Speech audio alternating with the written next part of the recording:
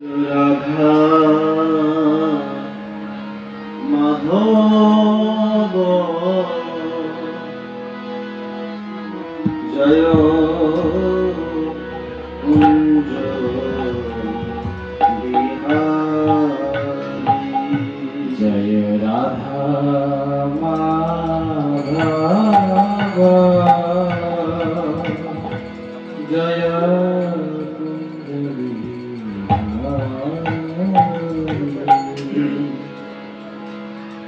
जय राधा माधव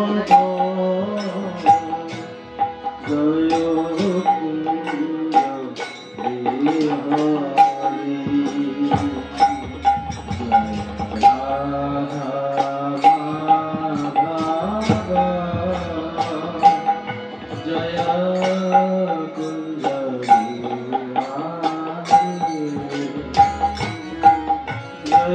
गोपी जना जय गिरिवर धारी जय गिरिवर धारी जय गोपी जना जय Girivar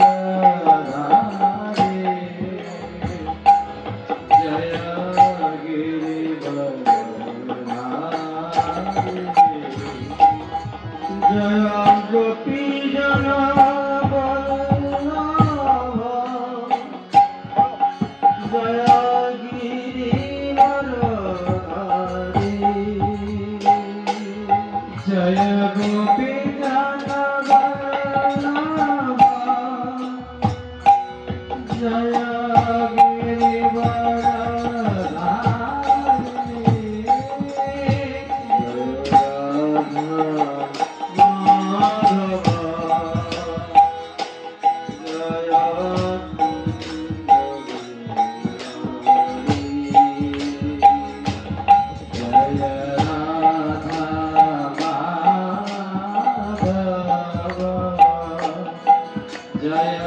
Girivar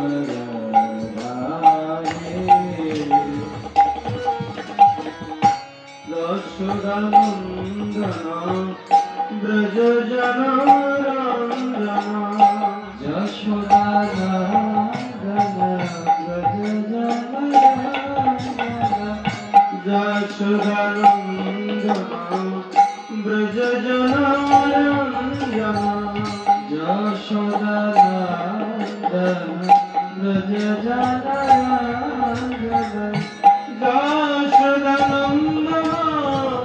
Braj जनारंजना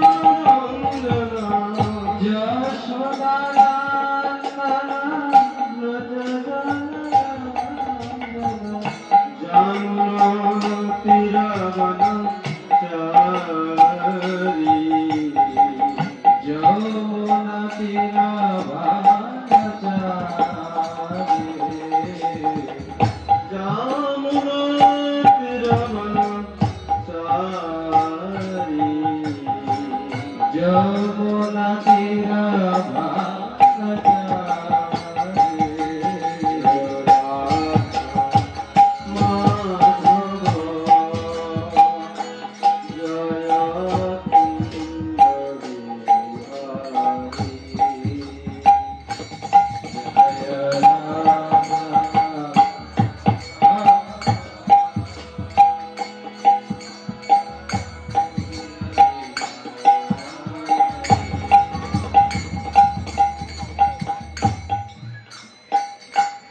Hare Krishna,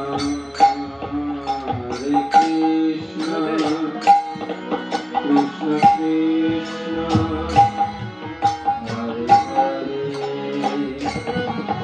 Hare Rama, Hare Rama, Rama Rama.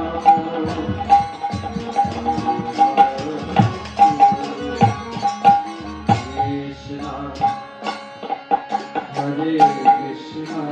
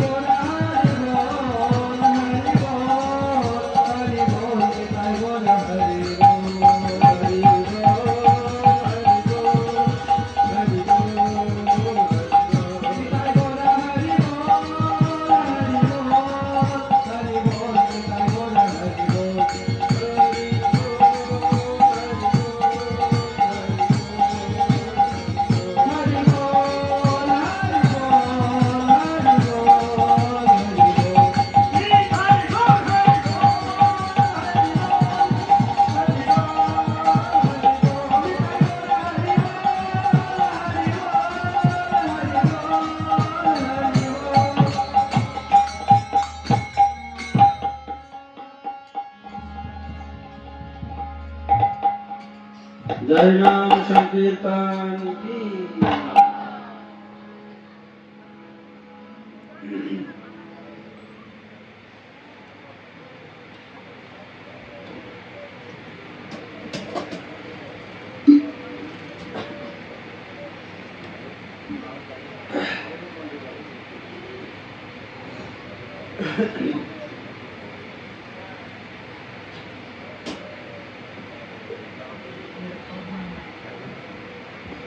ओम अज्ञानतिमिरान्धस्य ज्ञानाञ्जनशलाकया चक्षुरुन्मिलितं येन तस्मै श्रीगुरवे नमो। नमो विष्णुपदाय कृष्णपृष्ठाय भूतले श्रीमते भक्तिवेदान्त स्वामिनिति नामिने। नमस्ते सरस्वते देवे गौरवाणी प्रचारिणे निर्विशेषशून्यवादी पश्चात्पदेशकारिणे। वंशाकल्पतरुभ्यश्च कृपा सिन्धुभ्येव च पतितानां पावनेभ्यो वैष्णवेभ्यो नमो। महावदन्नाय कृष्णप्रेमप्रदायते कृष्णाय कृष्णचैतन्यनाम्ने गौरहृषे नमो। हे कृष्ण करुणा सिन्धु दीनबन्धु जगत्पते गोपेश गोपिका कान्त राधाकान्त नमस्तुते। तप्तकाञ्चन गौराङ्गी राधे वृन्दावनेश्वरी वृषभानुसुते देवी प्रणमामि हरिप्रिये। जय श्री कृष्ण चैतन्य प्रभु नित्यानंद श्री अद्वैत गदाधर शिवासादि गौर भक्तवृंद। हरे कृष्ण कृष्ण कृष्ण हरे हरे हरे राम राम राम हरे हरे। जय जय निताय गौर शिवनाथ प्रेमानंदे हरि हरि बोल।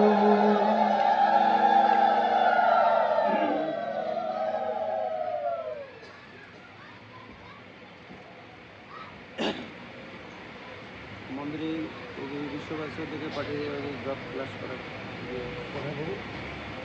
মন্দিরে জানিয়ে জব ক্লাসটা করে অফিসের চাবি দিয়ে এইসব আছে 2-3 দিন দিয়ে করে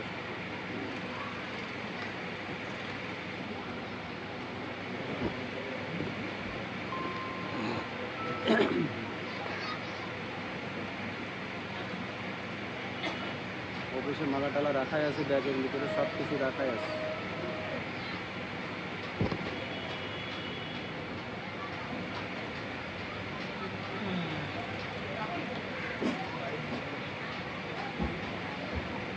সুধী ভক্তবৃন্দ,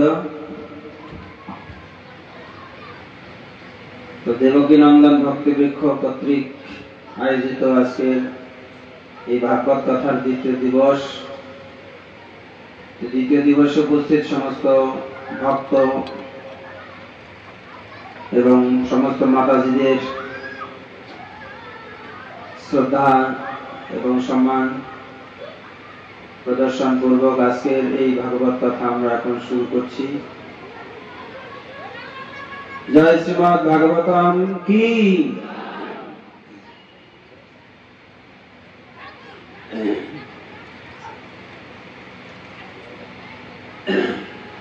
তো শুরুতে আমরা চৈতন্য মহাপ্রভুর বাল্যলীলা থেকে একটু শ্রবণ করব, তারপরে ভাগবত শ্রবণ করব। আপনারা বাল্যলীলা শুনতে চান?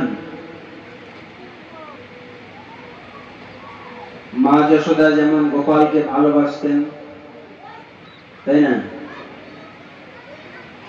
গোপালের সেবা করে আনন্দ পেতেন। তো মায়েদের কাছে বাল্যলীলা খুব ভালো লাগবে, তাই না? গোপালের আদো আদো গুলি একটু একটু করে হাঁটবে, এই সমস্ত লীলা দেখে মায়েদের মন আনন্দে ভরে যায়।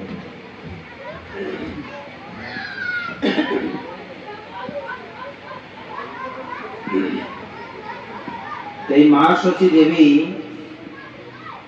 আসলে কে? চৈতন্য ভাগবতে বর্ণনা করছেন যে তিনি হচ্ছেন মা অনুসুয়া, তিনি কৌশল্যা, তিনি মা যশোদা। এই তিন মা মিলে হয়েছে মা সতী দেবী। বুঝতে পারেন যে কেন? যে অন্যান্য মায়েরা ভগবানকে শুধু গর্ভে ধারণ করেছিলেন,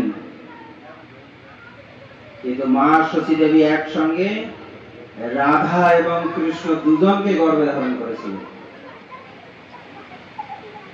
এই জন্য অন্যান্য মায়েদের থেকেও মা সতী দেবী আরো বেশি সৌভাগ্যবতী।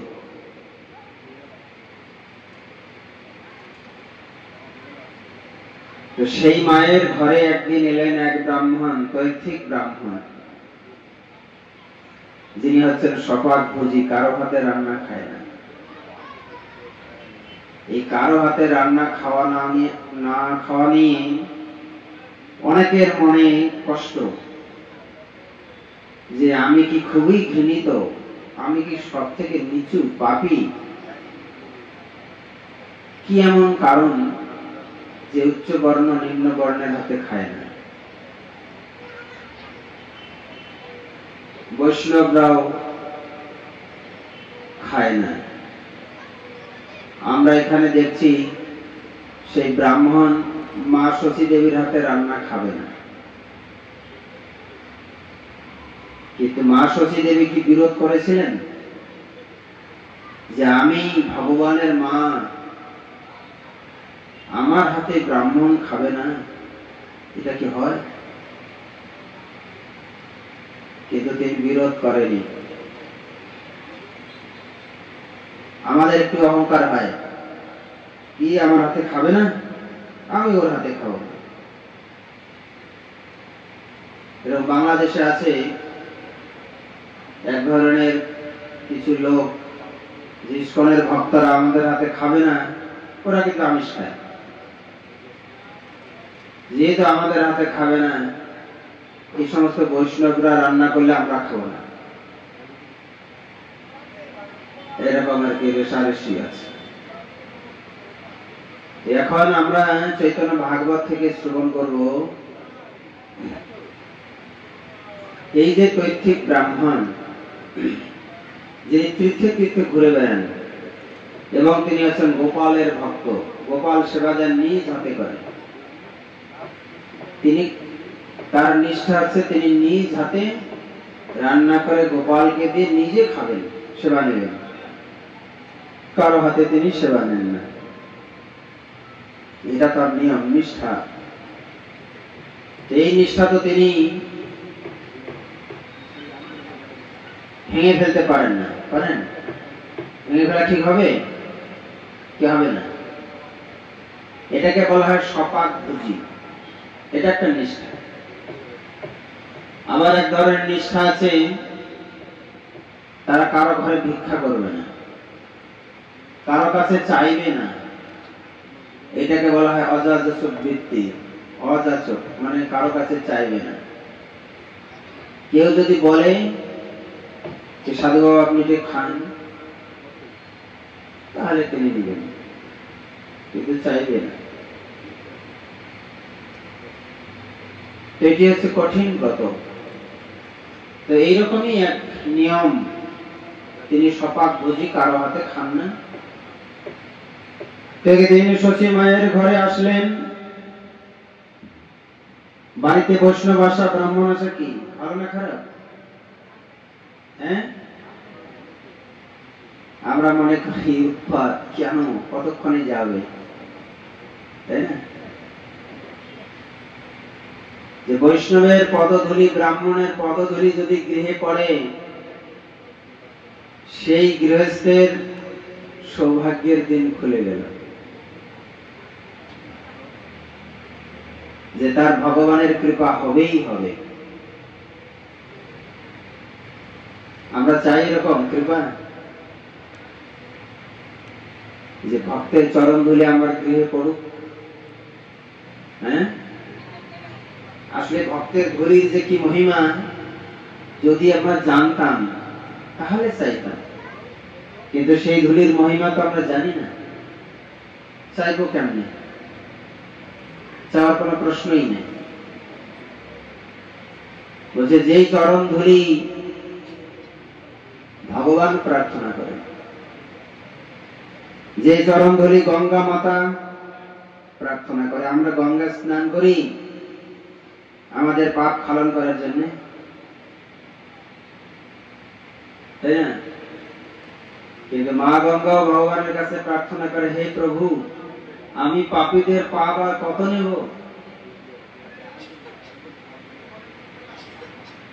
আমি পারছি না, আমাকে রক্ষা করো। ভগবান তাকে আশ্বাসন দিচ্ছে যে তুমি গঙ্গা দেবী চিন্তা করো না,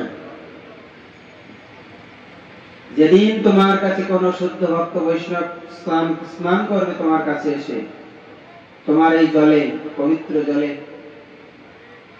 সেদিন সেই বৈষ্ণব স্পর্শে তুমি শুদ্ধ হয়ে যাবে।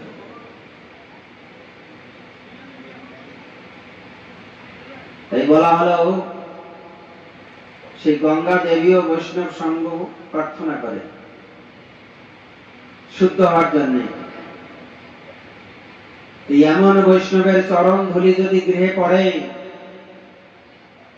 বলছে সেখানে গঙ্গা যমুনা আগমন করে।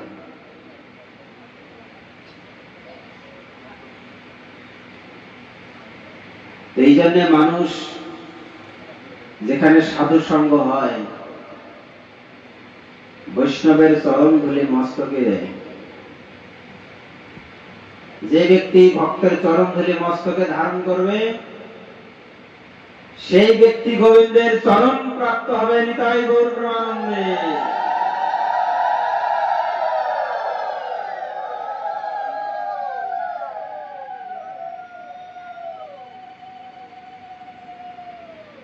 তো আমরা সেই প্রমাণ কোথায় আছে, পাবো কোথায়? এই প্রমাণ ভাগবতে আছে।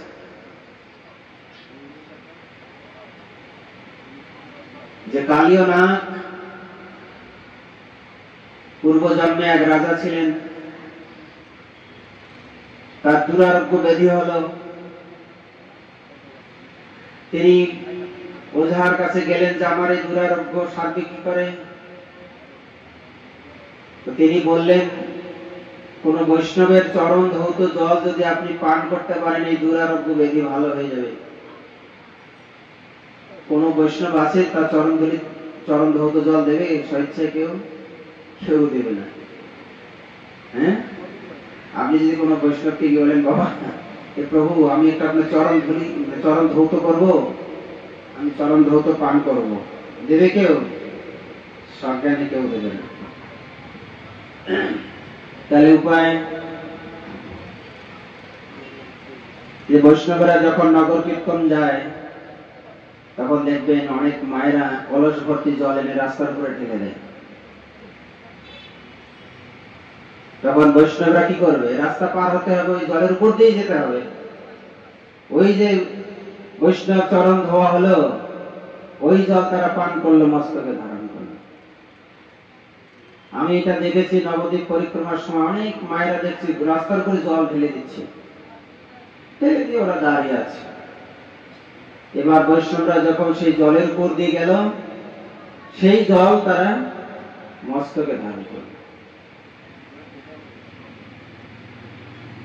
এই জন্য বলছে, যে জন ভজে কৃষ্ণ সে বড় চতুর।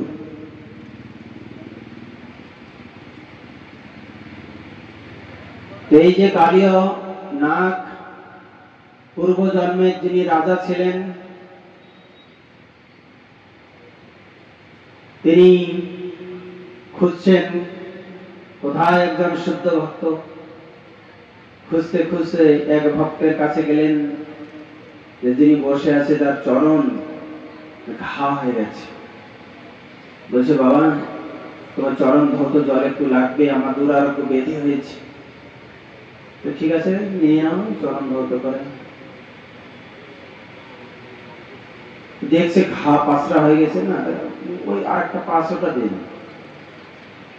ঠিক আছে, যেটা ওটা বাইর করছে ওটা আরো বেশি গলে গেছে। ওই পা ধুয়ে জল পান করতে হবে, তিনি আর পারছে না, রুচিতে হচ্ছে না। তখন খাবে বলে পিছন দিয়ে ফেলে দিয়েছে। তখন তিনি বলছে, রে জল পান করবে বলে, পদধৌত জল পান করবে বলে তুমি নিলে, কিন্তু তুমি পান করলে না, মস্তকের উপর নিয়ে তুমি পিছনে ফেলে দিলে। তো এই যে তোমার মনে যে ছলনা, যাও পরজন্মে তুমি সর্পযোনি প্রাপ্ত হয়ে যাবে। তখন তার চরণ ধরে কেঁদে কেঁদে বলছে, প্রভু আমি মস্ত বড় অপরাধ করেছি, আমি এই অপরাধ থেকে কি করে মুক্ত হব? কি করে? আমার কি অপরাধের কোনো মুক্তি নেই? তো তখন তিনি বলছেন যে সর্পকুলে জন্ম হইলেও এই যে বৈষ্ণব চরণ ধৌত জল মস্তকের উপরে নিয়েছো তুমি, একদিন তুমি গোবিন্দের চরণ প্রাপ্ত হবে। আর পরজন্মে সর্পযোনি প্রাপ্ত হয়ে কালীয় নাগ হয়ে বৃন্দাবনের যমুনার হ্রদে তিনি বাস করলেন। আর কৃষ্ণ গোপাল সখাগণ সঙ্গে খেলতে খেলতে যখন সেই বল গিয়ে জলে পড়ল, আর সেই বল তোলার সময় কালীয়র সঙ্গে যুদ্ধ হলো, আর গোবিন্দ তার চরণ তাকে দিলেন। এই হচ্ছে বৈষ্ণব চরণ ধুলির মহিমা। তাই বলছে, কোন শুদ্ধ ব্রাহ্মণ বৈষ্ণব যদি গৃহে আসে, তার পদধৌত মানে পদধূলি পড়ে গৃহে, সেই গৃহে গঙ্গা যমুনা সরস্বতী আসে, সমস্ত তীর্থ ধাম আসে সেই জায়গায়, এবং সেই ব্যক্তি ধন্য হবে গোবিন্দের কৃপায়। তাই কখনো বৈষ্ণব চরণ ধুলি নিতে কখনো কেউ যেন অবহেলা না করে, এটাই ভাগবতের শিক্ষা। যে ভক্তের চরণ ধুলি যদি অঙ্গে মাখি, আমরা মাথায় মাখি, তাহলে অবশ্যই গোবিন্দের চরণ আমরা পাব। তো সেই তৈত্বিক ব্রাহ্মণ যখন সচী মায়ের ঘরে এলেন, তখন আদর করে যত্ন করে তাকে বরণ করলেন, যে আয় আমার কি সৌভাগ্য, আমার দুয়ারে ব্রাহ্মণ ঠাকুর এসেছে। তাতে তিনি আবার সন্ন্যাসী, তাতে তিনি আবার গোপালের ভক্ত। এটা আনন্দের ব্যাপার না? মহা আনন্দের ব্যাপার। তাই বলছে, বাবা আপনি কি রান্না করবেন গোপালের জন্য? আমি আয়োজন করে দিচ্ছি, আমি সবজি আমান্য করে দিচ্ছি, আমি ধুয়ে দিচ্ছি, আপনি রান্না করুন, আপনি ভোগ বানান, গোপালকে ভোগ লাগাবেন। এই যে তার যে আকুতি, এই যে সেবা, তারা কিন্তু কেউ অহংকার করেনি যে আমার হাতে খাবে না।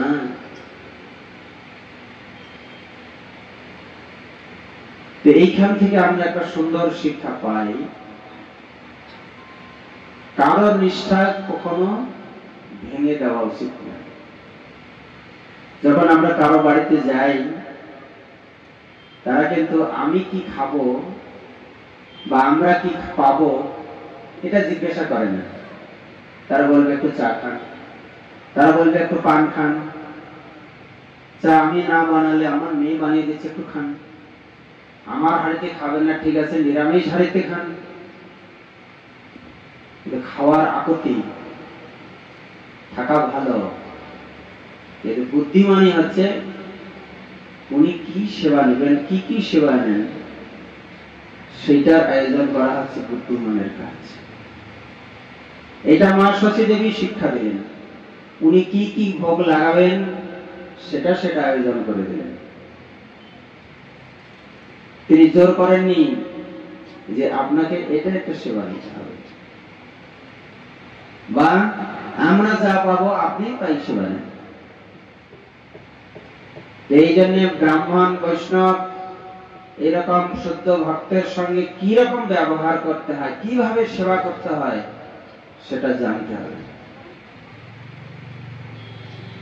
এবং সেইভাবে তার সেবা করা হচ্ছে বুদ্ধিমানের কাজ।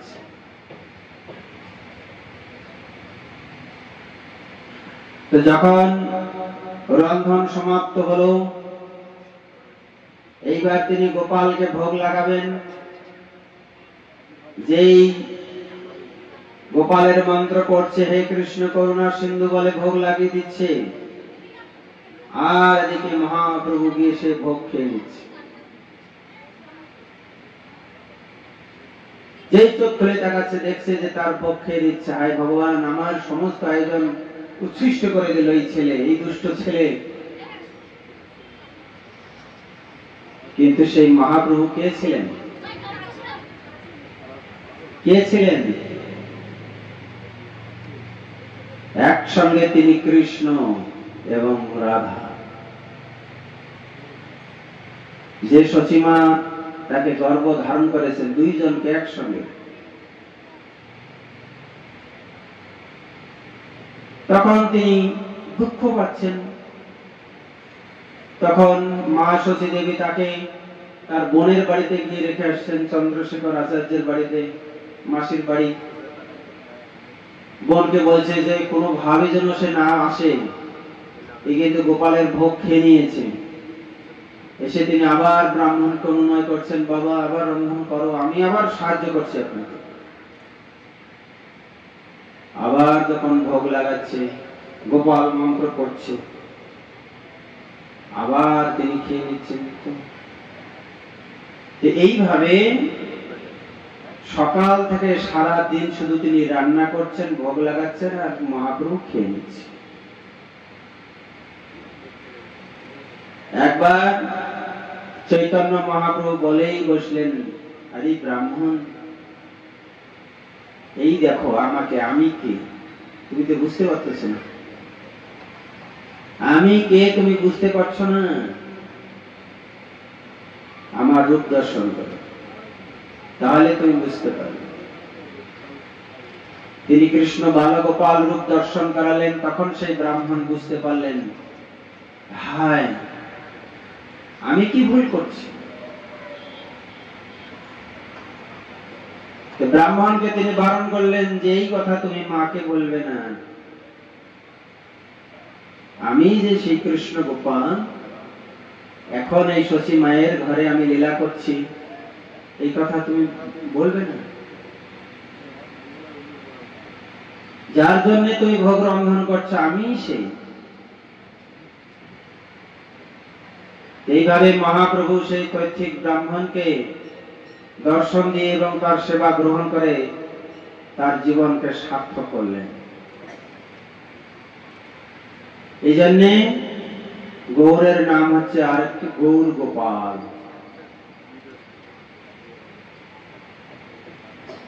এইভাবে আমরা জানতে পারি যে চৈতন্য মহাপ্রভুর সেই বাল্য লীলা।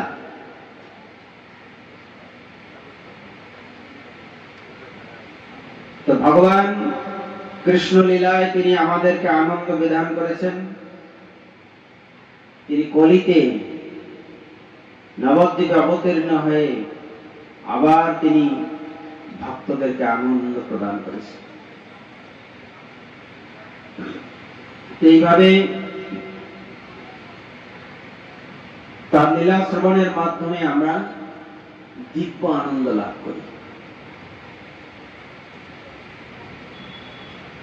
জয় গৌর গোপাল কি।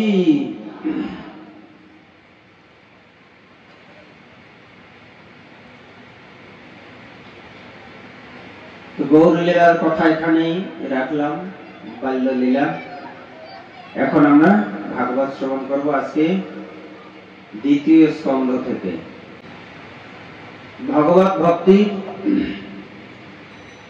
উপলব্ধির প্রথম স্তর, এইখান থেকে আমরা শুরু করছি শ্রবণ।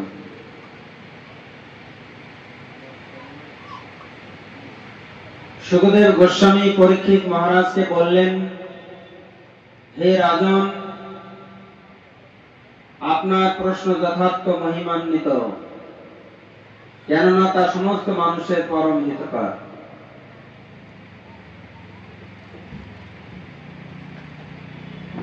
পরীক্ষিত মহারাজ প্রশ্ন করেছিলেন এমন একটি প্রশ্ন যে এরকম ছিল প্রশ্নটি যে, হে মহারাজ সুখদেব গোস্বামী, এই মুমুক্ষ মৃতপ্রায় ব্যক্তি যার এখনই মৃত্যু হবে, তার করণীয় কি, তার কি করা উচিত? তিনি এই কথা জিজ্ঞাসা করেছিলেন। তো মায়েদের বা এখানে প্রভুদেরকে আমি প্রশ্ন করি একটি প্রশ্ন, আপনার সামনে যদি বিপদ আসে হঠাৎ, তখন আপনি কার শরণাগত হবেন, কাকে ডাকবেন? হয়তো হঠাৎ করে ভূমিকম্প হচ্ছে, ঘর দুলছে এমন জোরে, হয়তো গাড়িতে আপনি বসে আছেন, এখন আপনি খাদে পড়ে যাচ্ছেন, হয়তো আপনি নৌকায় উঠেছেন, নৌকাটা ডুবে যাচ্ছে, হ্যাঁ, হয়তো আপনি ঘরের ভেতরে আছেন, চতুর্দিকে আগুন লেগে গেছে, আপনি বুঝতেছেন বাঁচার উপায় নেই। এই কঠিন পরিস্থিতিতে আপনি কি করবেন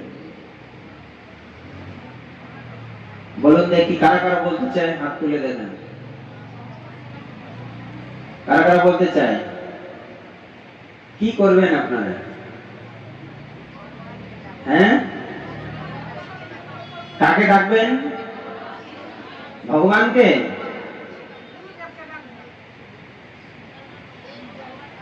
কেউ বলছে ভগবানকে ডাকবে, কেউ বলছে গুরুদেবকে ডাকবে। কাকে ডাকবেন এই সময়? হিন্দুরা কিন্তু ভগবানকে ডাকে না, ডাকেন? ওরা বাবাকে ডাকে আর মাকে ডাকে। ও বাপের বললাম রে, ও মারে বললাম রে, হ্যাঁ, ও বাপরে, একই না বলেন?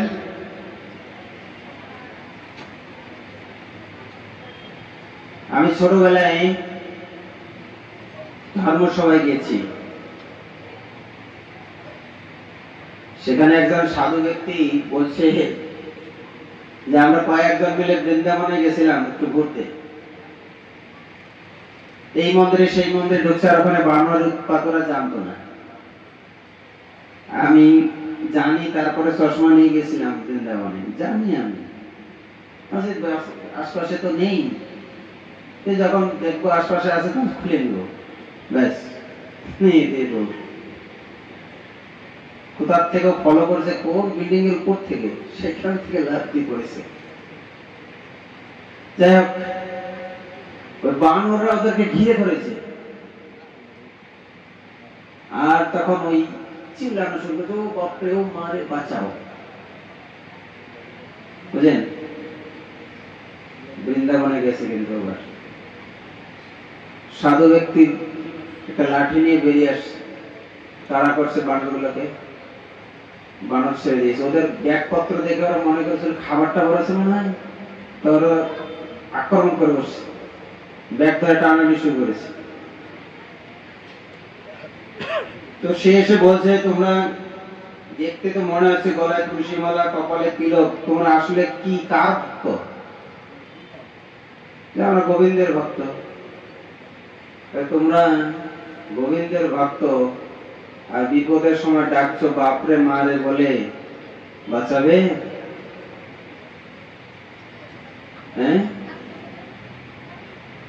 বলছে পাখিকে যখন বিড়াল ধরে না, গলাটা চিপে ওর টেও টেওই করে, তো যতই আপনি হরে কৃষ্ণ বলা শেখান, ও যখন বিপদে পড়ে ওর আসল রূপটাই দেখায়, তাই না?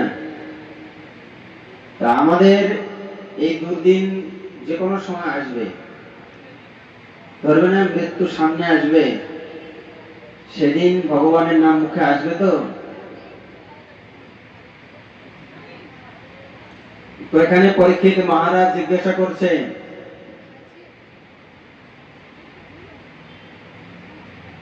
যে এই মুমুক্ষ মৃত্যু প্রায় ব্যক্তি, যার মৃত্যু পথ যাত্রী, যে এখনই যার মৃত্যু হবে, তার করণীয় কি? অনেকে বাড়িতে লোকজন মারা যাচ্ছে, মাতা পিতা এবং সবাই কান্নাকাটি করছে, হাউ মাউ করে, করেন না হিন্দু লোকেরা? আপনি জানেন বা আপনার সন্তানরা জানে যে আপনার মরণের সময় তাদের করণীয় কি? সবাই শুধু হাউ মাউ করে কান্না করবে, আর বাবা চলে যাচ্ছে, মা চলে যাচ্ছে, ঠাকুরদা ঠাকুমা চলে যাচ্ছে, শুধু কান্নাই করবে। আপনি কি তাদের শিক্ষা দিতে পেরেছেন যে আপনার এই মৃত্যুর সময় তারা কি করবে? আপনাকে সাহায্য? শুধু কান্না করবে। হিন্দু সমাজের না কোনো শিক্ষা আছে, না কোনো এই বিষয়ে চর্চা আছে। আমি অনেক ঘটনার সাক্ষী ছোটবেলা থেকে।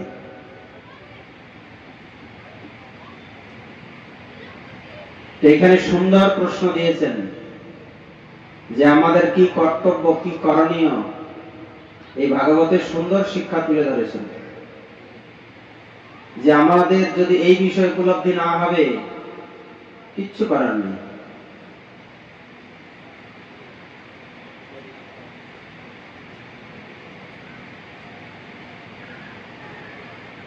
হে রাজশ্রেষ্ঠ, আত্মজ্ঞান আলোচনায় উদাসীন বিষয়শক্ত গৃহমেধি, অসংখ্য শ্রবণীয় কীর্তনীয় স্মরণীয় বিষয় আছে।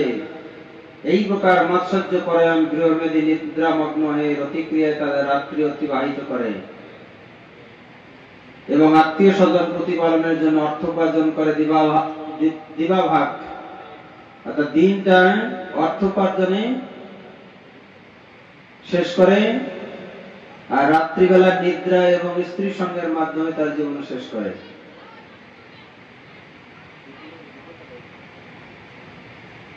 আত্মতত্ত্ব জ্ঞান রহিত ব্যক্তিরা দেহপুত্র পত্নী আদি অনিত্য সৈন্যদের প্রতি আসক্ত হয়ে জীবনের প্রকৃত সমস্যাগুলির সমাধান করার চেষ্টা করে না। এই সমস্ত বিষয়ের অনিত্যতা সম্বন্ধে যথেষ্ট অভিজ্ঞতা সত্ত্বেও তারা তাদের অবশ্যম্ভাবী বিনাশ দর্শন করে না। হে ভারত, সমস্ত দুঃখ দুর্দশা থেকে মুক্ত হওয়ার বাসনা করে তাকে অবশ্যই পরম নিয়ন্তা এবং সমস্ত দুঃখ হরণকারী পরমেশ্বর ভগবানের কথা শ্রবণ, কীর্তন এবং স্মরণ করতে হবে। রাজাকে নির্দেশ দিলেন যে বিষয়াসক্ত মানুষ দিনে খাটায় পরিশ্রম করে খাওয়ার জন্য, আর রাত্রিবেলা নিদ্রা স্ত্রীর সঙ্গের মাধ্যমে তার জীবন শেষ করে। একদিন তার জীবন আয়ু শেষ হয়, তার মৃত্যুর দিকে সে ঢলে পড়ে। তো এইরকম ব্যক্তির কি করণীয়? বলছে সেই ব্যক্তি যদি এই ভাগবত শ্রবণ করে, কীর্তন করে এবং তার স্মরণ করে, তাহলে সেই জড় জীবন থেকে মুক্ত হয়ে অচিরেই ভগবানের কৃপা লাভ করে ভগবত ধামে প্রবেশ করবে। নিতাই গৌর প্রেমানন্দে, হরি হরি বল।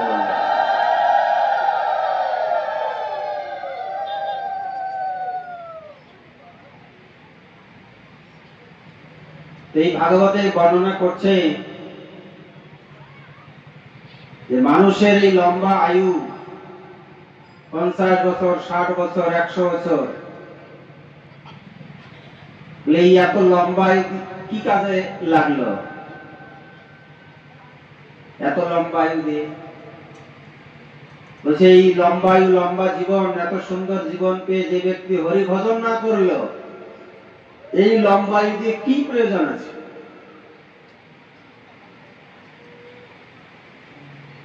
কি কাজে ভগবানের কাছে আমরা প্রার্থনা করি যে এত লম্বায়ু? চৈতন্য মহাপ্রভু বলছেন, মনুষ্য জীবন লাভ করে যে ব্যক্তি হরি ভজন করে না, সেই মা কেন তাকে গর্ভ ধারণ করলো?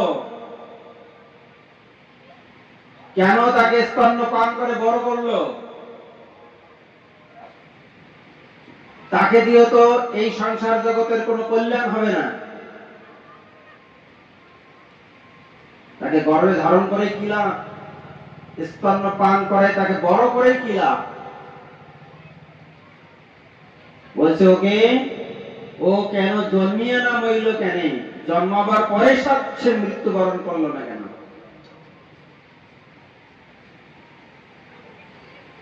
এই জন্য বলা হয়,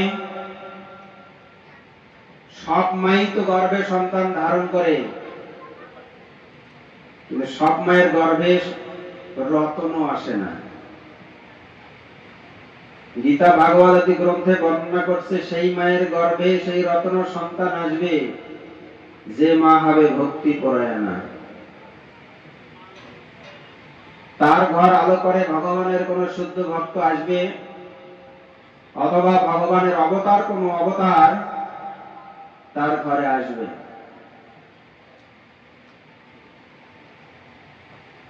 যদি সেই মা ভক্তিমতী, সেই পিতা ভক্তি পরায়ণ হয়।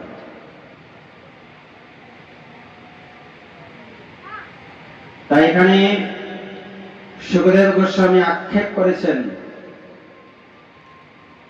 কেন সুখদেব গোস্বামী মায়ের গর্ভে 16 বছর ছিলেন, মায়ের গর্ভে থেকে ভগবানের কথা তিনি শুনেছেন, এবং মায়ের গর্ভ থেকে জন্মাবার পরে তিনি গৃহ ত্যাগ করেছেন। এই মহান ভক্তের মুখে পরীক্ষিত মহারাজ ভাগবত শ্রবণ করছে। এটি অত্যন্ত সৌভাগ্য যে পরীক্ষিত মহারাজ তার অন্তিম সময়ে এইরকম এক মহান ভক্তের সঙ্গ পেয়েছে।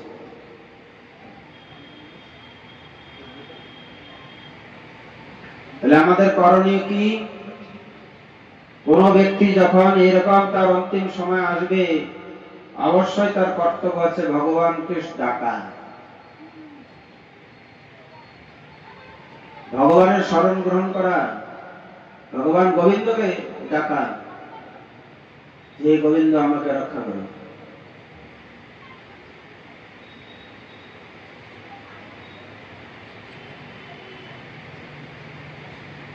এখানে সুখদেব গোস্বামী বর্ণনা করছেন, হে পরীক্ষিত মহারাজ, সব রকম বিধি নিষেধের অতীত সর্বশ্রেষ্ঠ মুনিগণ ভগবানের মহিমা কীর্তন করার মাধ্যমে আনন্দ আস্বাদন করে। ভাগবত নামক সমস্ত বৈদিক শাস্ত্রের সার এই পুরাণ আমি দ্বাপর যুগের শেষে আমার পিতা মহারাজ ব্যাসদেবের মুখে শ্রবণ করেছিলাম। যে রকম সৌভাগ্য যে মাতৃগর্ভে থেকেই পিতার মুখে ভাগবত শ্রবণ করেছিলেন, এরকম পিতা সবাই পায়? সবাই পায় না। আমি সেই ভাগবত আপনাকে শোনাবো, কেননা আপনি কৃষ্ণের নিষ্ঠাপরায়ণ ভক্ত। আপনার ঠাকুর দাদারা ছিলেন পঞ্চ পাণ্ডব, যারা কৃষ্ণের পরম ভক্ত ছিলেন, সেই বংশের আপনি। তো এখানে যেমন গুরু তেমনি শিষ্য, যেমনি মাতা পিতা তেমনি সন্তান। আমাদের যোগ্যতা নাই, আমরা অনেক বড় কিছু আশা করি না? প্রচলিত বাংলায় বলে, বামন হয়ে কি চাঁদ ধরতে চায়। বামন মানে শর্ট হাইট, খাটো, কিন্তু আকাশের চাঁদটা ধরতে চায়। এটা আশা থাকা ভালো, কিন্তু যোগ্যতার মাপকাঠিতে সম্ভব নয়।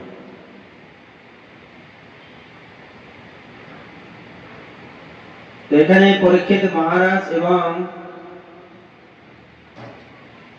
সুখদেব গোস্বামী যে গুরু শিষ্য, পরীক্ষিত মহারাজ মাতৃগর্ভে থাকাকালীনই ভগবান কৃষ্ণের কৃপা পেয়েছেন। তাকে মারার জন্য ব্রহ্মাস্ত্র ছেড়ে দিয়েছিলেন গণাচার্য পুত্র অশ্বত্থামা, আর ভগবান তাকে মাতৃগর্ভে রক্ষা করেছিলেন তার চক্রের দ্বারা। জন্ম হওয়ার আগেই ভগবান কৃষ্ণের কৃপা লাভ করেছে। কিরকম মহান ভক্ত! আবার তার অন্তিম কালে তিনি এমন একজন গুরু পেয়েছেন যিনি হচ্ছেন জীবন মুক্ত, মাতৃগর্ভে থেকেই ভাগবত শ্রবণ করেছেন পূর্ণরূপে। এজন্য গুরু যেমন হবে শিষ্য অতখানি হবে। একটা প্রবাদ বাক্য আছে, 12 হাত ভাঙ্গি তার 13 হাত পিছি। আর একটা প্রবাদ আছে, পিতার থেকে যদি পুত্র বড় না হয় সেই পুত্র সেই পিতার নয়। বাপের থেকে বেটা বড় হইতে হবে, জ্ঞানে বিজ্ঞানে ভক্তিতে ঐশ্বর্যে সমস্ত কিছু দিক থেকে পিতার থেকে পুত্র বড় হবে, এটা নিয়ম।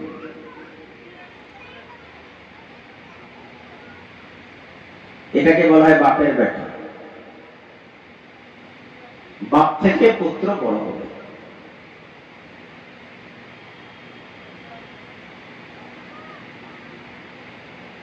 আমরা মহান মহান রাজাদের বেলায় দেখেছি, তারা যতখানি বীর ছিলেন শৌর্যে বীর্যে, তার পুত্র তার থেকে আরো বেশি তেজস্বী।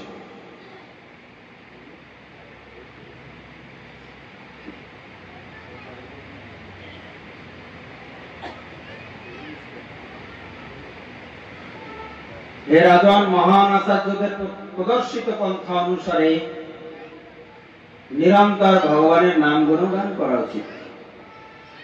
মহাজনগত পন্থা, নিজের মন গড়া পদ্ধতি দিয়ে নয়। কখনোই কেউ নিজের মন গড়া বুদ্ধি দিয়ে চলার চেষ্টা করবেন না। আচার্যদের মহানন্দের প্রদর্শিত পথেই গমন করবেন। যদি তা না করেন আপনি ভুল রাস্তায় যাচ্ছেন। কখনোই কোনো কিছু আপনার মন গড়া করবেন না। শাস্ত্র অনুসরণ করবেন, ডাইরেক্ট নয়। শাস্ত্র অনুসরণ করবেন মহাজন দেখানো পথে। এটা আমরা ভুল করি একটা জায়গায়। শাস্ত্র কি বলছে নিজে ডাইরেক্ট পড়ে আমি শুরু করে দিলাম, না। শাস্ত্রে বলাই হয়েছে মহাজনগত পন্থা। আপনি নিজের থেকে শাস্ত্র পড়ে নিজে ডিসিশন নিয়ে শুরু করবেন না, এটা একটা মস্ত বড় ভুল। এই ভুলটা প্রায় লোকেই করে থাকে। প্র্যাকটিক্যালি বলা হয়েছে মহাজনগত পন্থা। মহাজনদের দেখানো পথে আমাদের ভক্তি সাধনায় এগিয়ে যেতে হবে, এটাই শাস্ত্রের নির্দেশ। যত যত আচরতি শ্রেষ্ঠস্তত্ত্ব দেবতর জনা সজাত প্রমাণম কুরুতে লোকস্তুদনুবর্ততে। গীতায় ভগবান শ্রীকৃষ্ণ বলছে, শ্রেষ্ঠ ব্যক্তি যা আচরণ করে সাধারণ তাই অনুসরণ করে।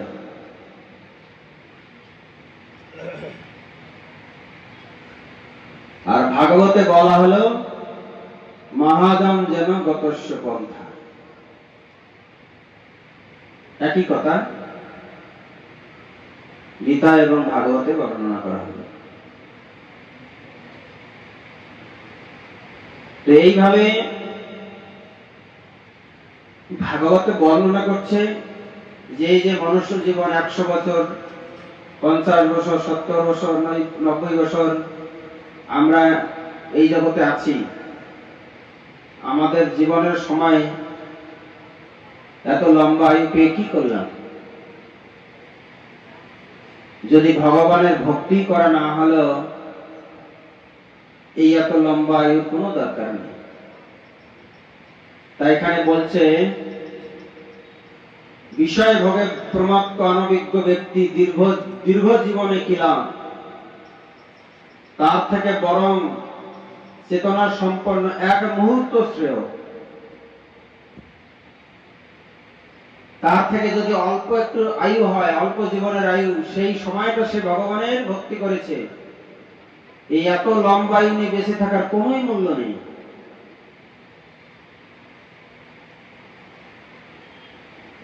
তাই এখানে বর্ণনা করছেন রাজর্ষি খট্টাঙ্গ, এক মহান বীর, যিনি দেবতাদের পক্ষে যুদ্ধ করেছিলেন বহু বছর। অসুরেরা যখন তার দেবতাদের রাজ্য আক্রমণ করে, তাদেরকে পরাস্ত করে স্বর্গ থেকে বিতাড়িত করে দিয়েছিলেন,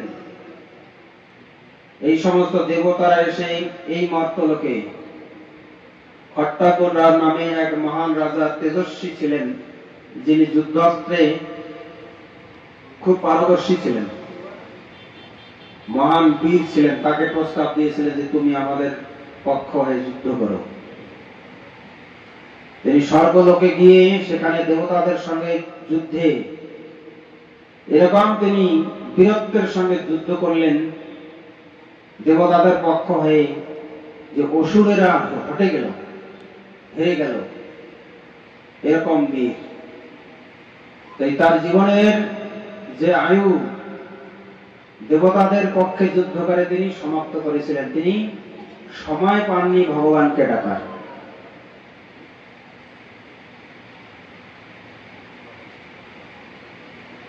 যখন তাকে সেই দেবতাদের রাজসভায় ডাকা হলো যে খট্টাঙ্গ মহারাজ, আপনার প্রচেষ্টায় আমরা যুদ্ধে জয়ী হয়েছি, তা আপনার কাছে আমরা কৃতজ্ঞ। আপনি বলুন কি আমরা আপনার জন্য সেবা করতে পারি। আপনি ইচ্ছামতো বর প্রার্থনা করুন। তখন সেই খট্টাঙ্গ মহারাজ বলছেন, আমার আয়ু কত, আর কতকাল আমি থাকবো? বলছে মুহূর্তকাল সময় আয়ু আছে আর বাঁচা, তারপরে আপনি মরে যাবেন। আয়ু কে লেখে?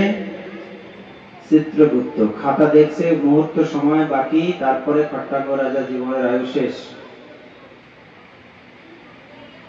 এই মুমূর্ষ সময় কি করা উচিত? এখানে প্রথমে প্রশ্ন করেছিলেন পরীক্ষিত মহারাজ। সেম কেস খট্টাঙ্গ রাজার জীবনে হয়ে গেল। সামান্য সময় মাত্র আয়ু, এই শুনে আপনি কি করবেন? কি করা উচিত? খট্টাঙ্গ মহারাজ যখন শুনলেন সামান্য সময় আমার আয়ু, তখন তিনি দেবতাদের বললেন, আমার আয়ু বৃদ্ধি করে দিন, আমি এই বর প্রার্থনা করছি। সমস্ত দেবতারা বলছে যে আয়ু বাড়ানোর সমর্থ আমরা নই, আপনি ভগবানের শরণাগত হন, একমাত্র গোবিন্দ ছাড়া আপনার আয়ু কেউ বৃদ্ধি করতে পারবেন। তাহলে আমি আমার জীবনের সমস্ত আয়ু শেষ করলাম আপনাদের পক্ষে যুদ্ধ করে,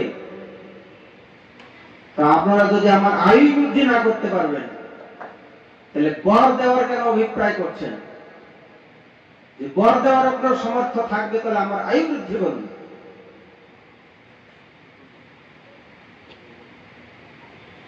এইখান থেকে কি শিক্ষা আসছে? এই যে আমরা যারা ভগবত ভক্তি সাধন না করে যশং দেহি পুত্রং দেহি ভাজ্যাং দেহি ধনং দেহি দেহি দেহি করে বিভিন্ন দেব দেবীর আরাধনা করে তার জীবনের সময়গুলো শেষ করছেন, তার বিনিময়ে আপনারা কি পাবেন? কিছুই পাবেন না। কেউ কিছু দিতে পারবে না। ভাগবত সেটাই বলছে, এবং ভগবত গীতায় ভগবান কৃষ্ণ একই কথা বর্ণনা করছেন। অল্প মেধসাম, যারা এই সমস্ত করে তারা হচ্ছে অল্প বুদ্ধি সম্পন্ন।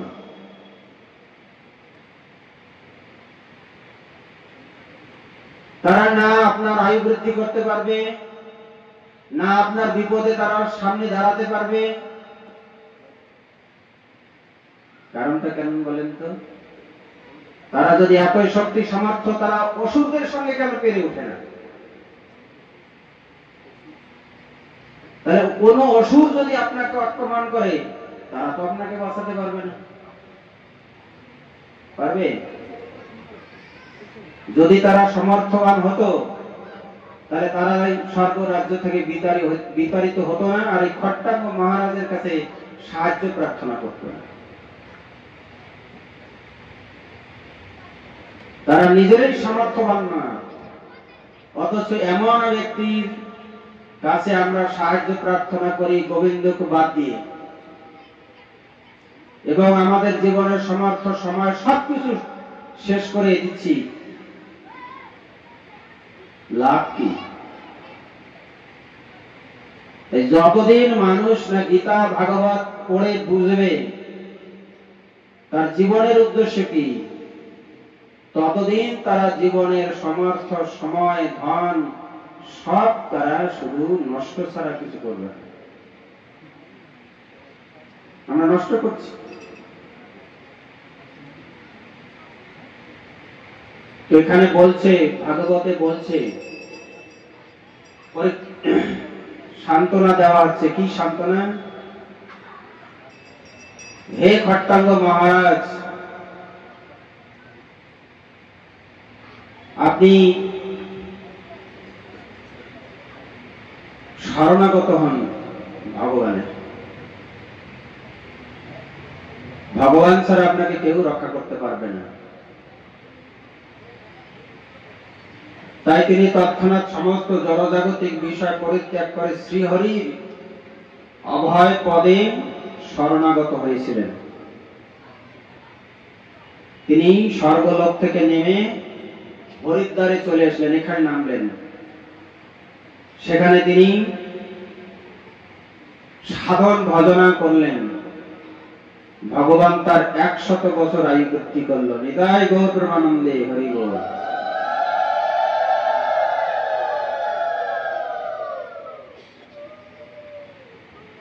এই 100 বছর তিনি সাধন ভজন করে তারপর তিনি ভগবত ধামে ফিরে গিয়েছিলেন। তাই এখানে বলছেন, হে কুরুবংশ প্রদীপ পরীক্ষিত মহারাজ, আপনার মাত্র 7 দিন আয়ু। আপনি দুঃখ করছেন, আপনি কি করবেন? শুনে রাখুন, খট্টাঙ্গ মহারাজ এক মুহূর্ত আয়ু পেয়ে ভগবানের শরণাগত হয়ে আয়ু বৃদ্ধি করে তিনি তার জীবনের লক্ষ্যে পৌঁছে গিয়েছিলেন। মুহূর্তকাল আয়ু ছিল, আপনার তো এখনো 7 দিন বাকি। মুহূর্ত সময় আয়ু দিয়েই তিনি এত কিছু করছেন, আর আপনার তো 7 দিন বাকি। আমাদের কতদিন? তাই এখানে ভাগবত বলছে, এত লম্বায়ু নিয়ে বেঁচে থাকার চেয়ে, হরিভজন না করে এত লম্বায়ু নিয়ে বেঁচে থাকার চেয়ে, যার মুহূর্ত সময় আয়ু আছে সে যদি ভগবত ভক্তি করে, তার ওই সামান্য আয়ু সময় কাজে লাগাতে পারলে জীবন সার্থক। এই সময় যদি সে কাজে না লাগাতে পারে, এত লম্বা আয়ু নিয়ে বেঁচে থাকার কোনো মানে নেই। মানুষ ভগবানের কাছে আমাকে সুস্থ রাখো, আমাকে দাও টাকা পয়সা, আমি সমস্ত ভোগ করব, কিন্তু ভগবানের কাছে ভক্তরা প্রার্থনা করে, হে প্রভু, আমি যেন তোমার সাধন ভজনা করতে পারি। ভগবানের ভজন সাধন যদি নাই করবেন, এই দুনিয়াতে বেঁচে থাকার আশা কেন করছেন আপনি? বেকার বেকার অন্ন ধ্বংস করে কি লাভ?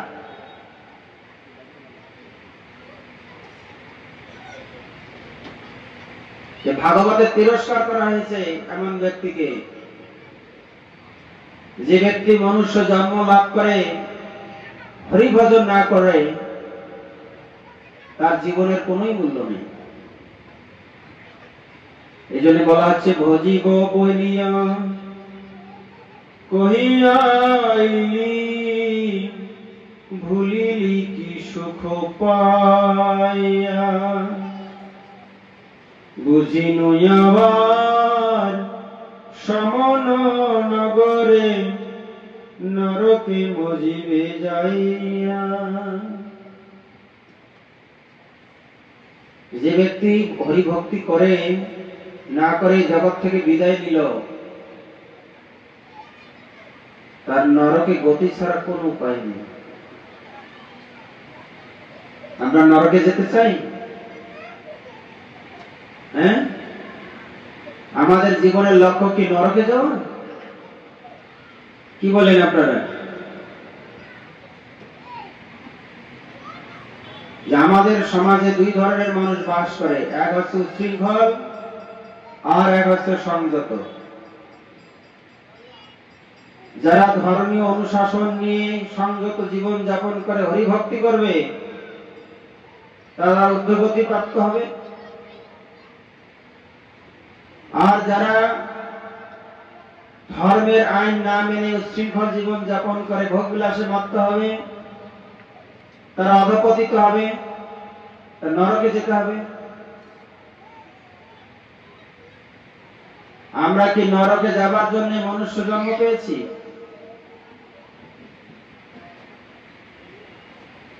কি বলেন আপনারা? আমরা কোন রাস্তায় যেতে চাই, ধর্মের রাস্তায় নাকি অধর্মের রাস্তায়? যদি ঊর্ধ্বং গচ্ছন্তি, ঊর্ধ্ব লোকে যদি গচ্ছন্তি মানে যেতে চান, অবশ্যই সংযত জীবন যাপন করে ধর্মের অনুশাসন মেনে ভগবত ভক্তিতে যুক্ত হতে হবে। আর যদি তা না করে উচ্ছৃঙ্খল জীবন যাপন করেন, তার পরিণাম দণ্ড।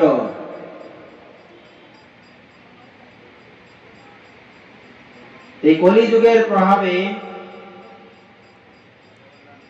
কলিহত জীব হচ্ছে তমসাচ্ছন্ন। এই তমসাচ্ছন্ন কারণ হচ্ছে বিভ্রান্ত, যে কারণে তারা তমগুণের দ্বারা পরিচালিত। এই যে মানুষের মধ্যে যে গুণগুলি কাজ করে, তমগুণ কাজ করে মানুষকে বিভ্রান্ত করে, মানুষকে বিপথে নিয়ে যায়।